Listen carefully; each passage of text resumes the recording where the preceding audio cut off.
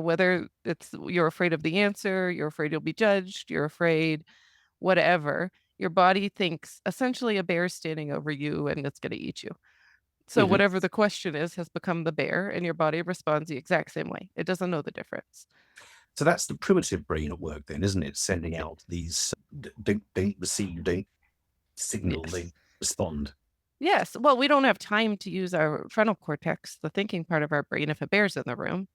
And so most of our responses when they come to safety are very primitive. Mike probably would because he's pretty used to handling bears. So if a Yeah. bear's in the room, he would easily have a cup of tea, chat about He's it. he's What? not in danger anymore. He's not in I, danger. No. I'll probably ask him to sit down and we'll have a cup of tea and we'll discuss what's on his mind. Yeah. Mike takes people around the Arctic looking at polar bears. Oh. That's mainly what he does these days on a Sunday afternoon.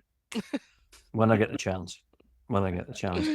Yeah. So we'll use a different analogy for you. We'll It's use not a your different- bear, it's something else. But the analogy is good, and what you just described is a fright response to an acute traumatic episode that probably or certainly builds on a pre-existing, more chronic traumatic period. Is that right?